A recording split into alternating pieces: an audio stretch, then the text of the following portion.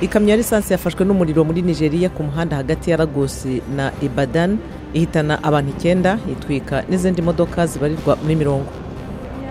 Muri Kenya hakomeje kuvugwa urupfu rw'abantu 15 n'abandi 70 bakomeretse biturutse ku nkongi y'umuriro watwitse igice cy'isoko rya Gikoma n'amacumbi aryegereye i Nairobi. Inama y'abakuru b'ibihugu yiswe The Climate Change Africa 2018 yatangiye Abidjan muri Côte d'Ivoire.